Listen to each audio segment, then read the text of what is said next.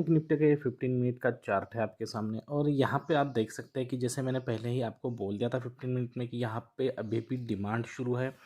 ठीक है। और जब तक ये लेवल जब तक ब्रेक नहीं होंगे कंप्लीटली, कौन से ये लेवल, ठीक है, ये लेवल जब तक कंप्लीटली ब्रेक नहीं होंगे तब तक हमें डिमांड कंटिन्यू होता हुआ दिखाई देगा। और जैसे मैंने कहा था कि हमारे लिए एक अपॉर्चुनिटी बन सकती है बैंक निफ्टी में, अगर bank Nifty gap up open होता है वहाँ से यहाँ तक नीचे तक आता है, ठीक है, और हमें ऊपर को बाइंग की रैली देता है सपोर्ट लेवल पे आके। और आप यहाँ पे देख भी सकते हैं, यहाँ पर देखिए सपोर्ट लेवल पे आने के बाद यहाँ पे वहाँ पे हमें एक कॉल साइड पे एक चांस मिला था और यहाँ पे दोबारा एक बार मिला था। तो आपको मैं आज बैंक निफ्टी में समझाऊंगा कि 1 मिनट में जाके समझाऊंगा कि किस तरीके से मैंने कल ट्रेड एग्जीक्यूट किया है, ठीक है।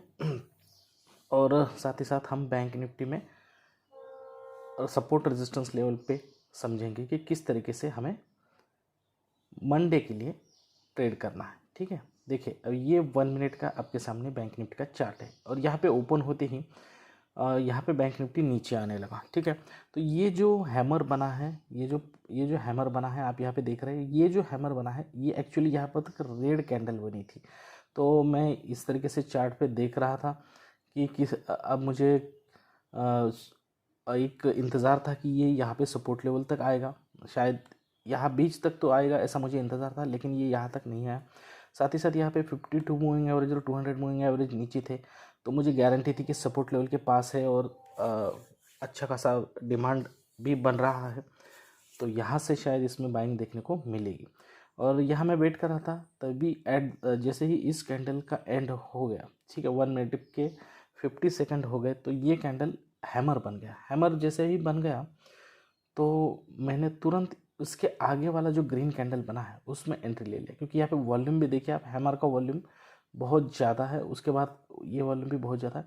और यहाँ तक आते आते जो ये मैंने लाइन खींची है, यहाँ तक आते आते कि मेरा टारगेट अचीव होगा। टारगेट अचीव होने के बाद, ठीक है, टारगेट अचीव होने के बाद यहाँ पर एक रेड कैंडल बनी है, आप देख सकते हैं ये रेड कैंडल बनी है, ठीक है। ये आपके लिए कन्फर्मेशन का सिग्नल है। देखिए अब आपकी एंट्री किस तरीके से होनी चाहिए, जैसे मैं कहता हूँ ना बाय ऑन डिप, तो मैंने डीप पे ही बाय किया था, ये वाला पहला डीप हो गया हमारे लिए। और दूसरा वाला डीप अगर आपको चाहते हो तो इस तरीके से ये रेड कैंडल बनी है, ये एक आपके लिए डीप बना। उसके बाद जो ग्रीन कैंडल बनी उसमें आपकी एंट्री नहीं होनी। देखिए आपकी एंट्री कहाँ पे होनी चाहिए, मैं आपको बोल रहा हूँ, इस ग्रीन कैंडल बनी, इस वाली ग्रीन कैंडल में आपकी एंट्री होनी चाहिए, ठीक है। अब यहाँ तक आते आते दूसरा चांस भी आपके लिए 25 पॉइंट्स का बन गया यहाँ पर, ठीक है। और उसके बाद जो मार्केट गिरा है दोस्तों, एक्चुअली अगर हमारा जो पैटर्न बनता है ना, यहाँ पे जो पैटर्न बना है वो ये वाला पैटर्न बना है। देखिए ऊपर गया, फिर यहाँ पे आया, स्टॉप लॉस हिट किया सभी के, ठीक है।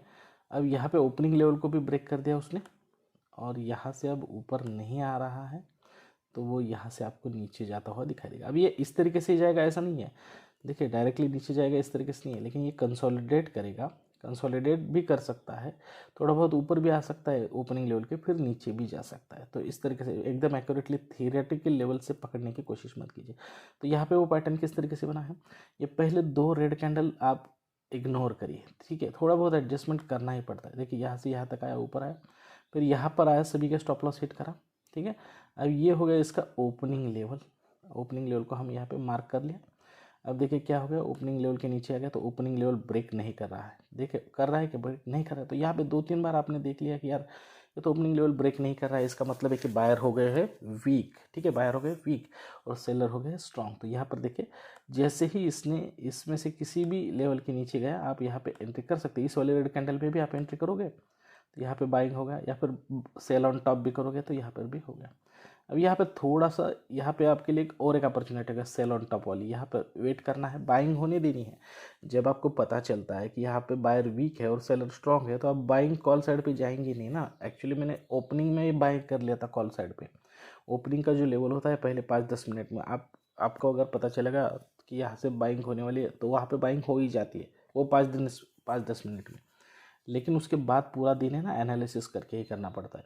देखिए यहाँ पे सेल ऑन टॉप कर दिया, यहाँ तक आ गया, आपका टारगेट टच हो गया, फिर एक बार बाइंग दे दिया, फिर सेल ऑन टॉप करना है। देखिए सेल ऑन टॉप कर दिया, फिर यहाँ पे देखिए कहाँ तक नीचे गया, फिर एक बार। अब यहाँ पे अगर आप यहाँ पे भी सेल कर देते तो यहाँ तक आते आप टारगेट अचीव हो जाता, 25 पॉइंट अचीव हो जाते हैं दोस्तों, ठीक है।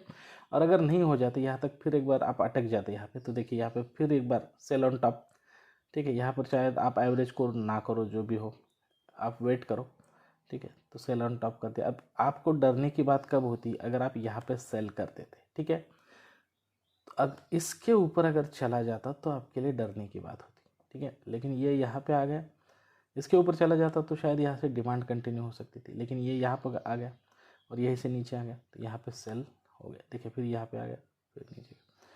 तो अब कहने की बात यह है कि पूरा मार्केट सप्लाई साइड पे ही रहा है, ठीक है। और उसमें भी मैंने कॉल साइड पे एंट्री ले ली, क्योंकि मैं सुबह जल्दी से एंट्री कर लेता हूँ, एक उसका एक अंदाज़ा ले लेता हूँ कि यहाँ पे क्या हो सकता है, ठीक है। तो अब यहाँ पे हमारे लिए जो है दोस्तों, सपोर्ट और रेजिस्टेंस बिल्कुल वही रहेंगे मंडे के लिए। अब हम देखते हैं यहाँ पे क्या करना है। सपोर्ट और रेजिस्टेंस, अब ये जो 1 मिनट में मैंने आपको एंट्रीज भी समझाई है और साइकोलॉजी भी समझाई है कि किस तरीके से हमें इसमें एंट्री करनी चाहिए, ठीक है।